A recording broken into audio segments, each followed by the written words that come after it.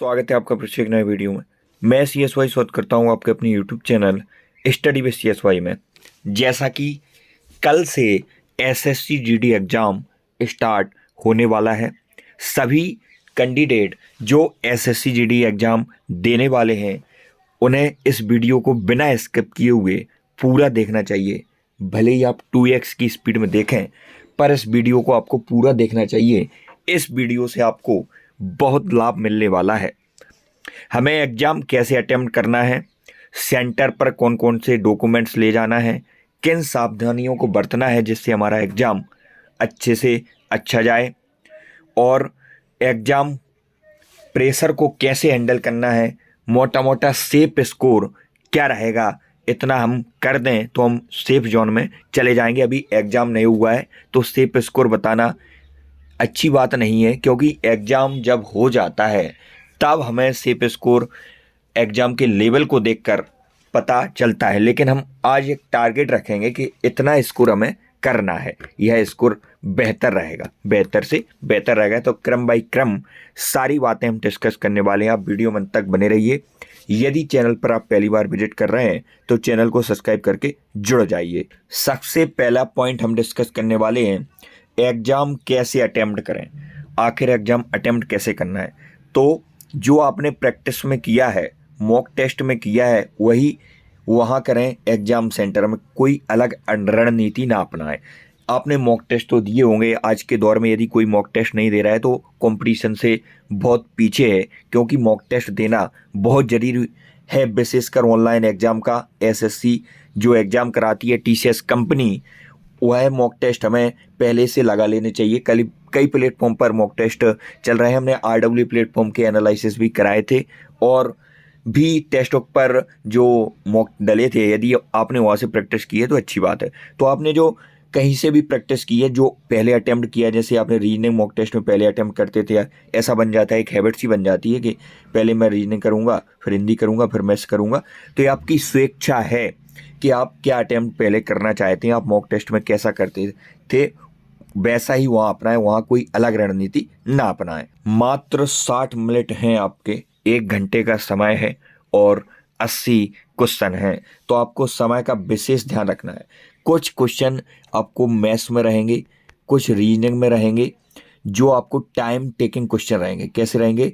Time taking, इनमें time तो लगेगा ही। कैसे भी ऐसे क्वेश्चन रहते हैं कि उनमें टाइम तो लगेगा ही। जैसे कोई ब्लड रिलेशन का क्वेश्चन आ गया, उसमें उन्होंने कोडेड फॉर्म में ब्लड रिलेशन दे दिया और ऑप्शन भी कोडेड फॉर्म में दे दी, तो ऑब्वियसली बात है इसका कोई शॉर्ट मेथड नहीं है, आपको ऑप्शन चेक करने ही पड़ेंगे। कोई समीकरण का आ गया तो भी आपको ऑप्शन चेक करने ही पड़ेंगे। या मैथ्स में कोई सरलीकरण का अच्छा पॉइंट वाला लगभग में क्वेश्चन आ गया एग्जाम, उसमें आपको यहाँ पर समय देना ही पड़ेगा। तो ऐसे क्वेश्चनों पर आप बाद में जाएं। सबसे पहले आप शुरुआत अच्छे से करें। कोई भी क्रिकेट टीम होती है, यदि ओपनिंग अच्छी होती है तो हमारा पूरा टीम का स्कोर अच्छा रहता है। इसलिए आप शुरुआत में ऐसे क्वेश्चन उठाएं जो आप पर बन रहे हैं। उसके बाद उन क्वेश्चनों पर जाएं जो टाइम टेकिंग है। तो समय का आपको विशेष ध्यान रखना है। यदि आप एक ही क्वेश्चन पर भिड़े पड़े हैं, कैसे ही करना है, तो पूरे क्वेश्चन आप देख भी नहीं पाएंगे, पेपर छूट जाएगा। तो समय की कीमत आप समझें। नेक्स्ट मुख्य पॉइंट है, 1 या 2 दिन पहले बिल्कुल फ्री माइंड रहें, किसी भी प्रकार की पढ़ाई ना करें। आपका एग्जाम यदि कल है तो आपको 18-19 तारीख को वैसे कोई पढ़ाई करनी नहीं चाहिए थी। यदि थोड़ा बहुत रिवीजन बचा है तो उसे आप कर सकते हैं। बाकी मेरे अकॉर्डिंग आपको कोई पढ़ाई या प्रेशर नहीं लेना है कि मैंने ये नहीं पढ़ा है, क्योंकि ये होता है कि कंपटीशन का दौर है। आपने कोई भी बुक उठाई तो ऐसा तो है नहीं कि आपने बहुत अच्छे तरीके से पढ़ लिया है, क्योंकि आप SSC GD की तैयारी कर रहे हैं। तो एक एवरेज स्टूडेंट SSC GD की तैयारी करता है, तो इसलिए आपने जहाँ तक भी पढ़ा है वही समझें कि वही एग्जाम में आएगा। बिल्कुल कॉन्फिडेंस होकर जाएं। इसलिए 1-2 दिन पहले बिल्कुल पढ़ाई से फ्री हो जाए और किसी से ज़्यादा बातचीत न करें। लोग डिमोटिवेट आपको ज़्यादा करेंगे, मोटिवेट वाले कम लोग हैं। नेक्स्ट, नेगेटिव मार्किंग का डाउट जब से भर्ती आई है अभी तक बना हुआ है, तो मैं आपको क्लियर कर दूं कि कल एग्जाम है।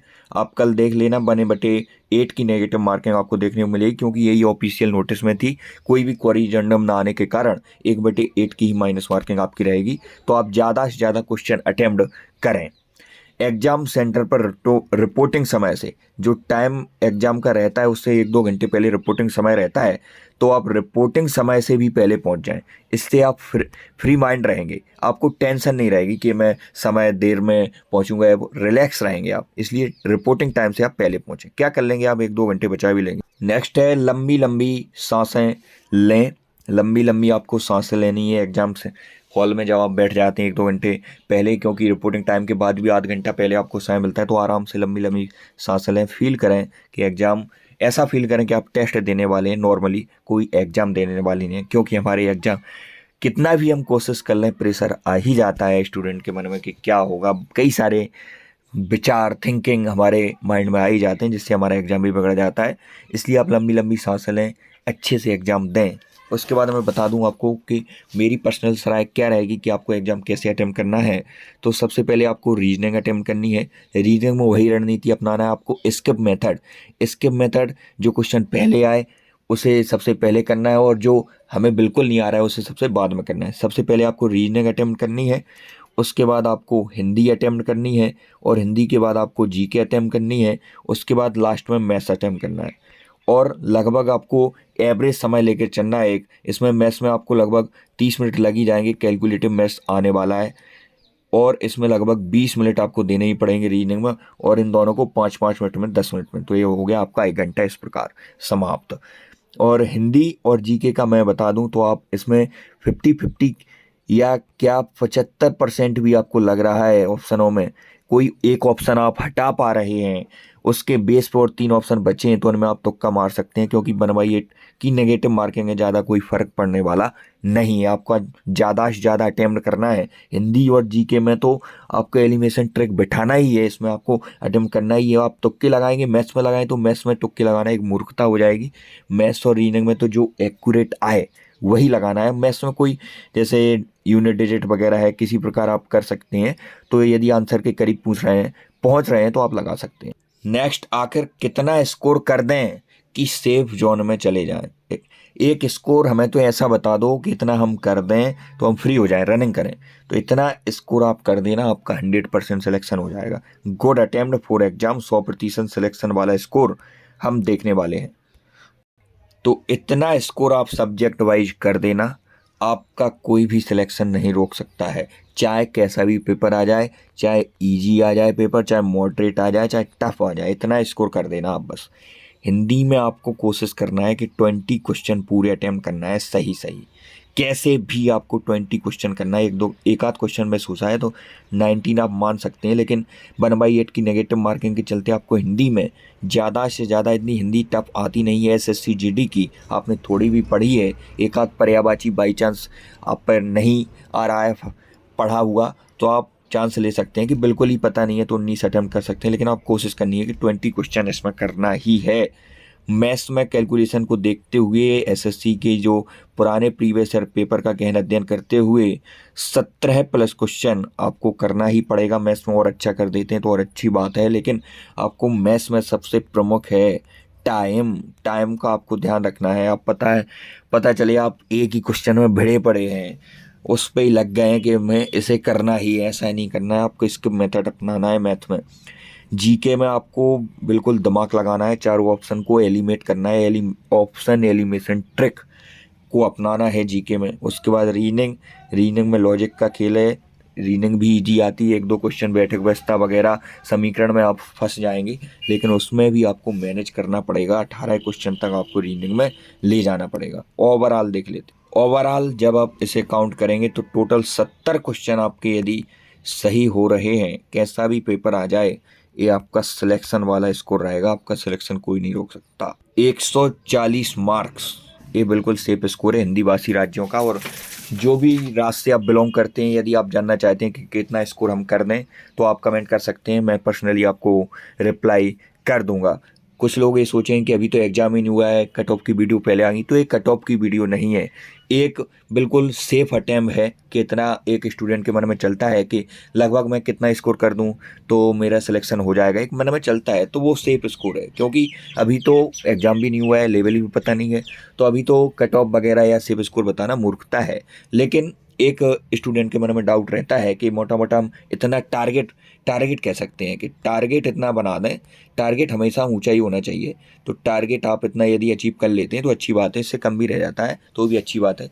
लेकिन आप 17 फरवरी यदि आपने पूरा वीडियो देखा है तो ये की पॉइंट आपको लास्ट में ही बताता हूँ मैं।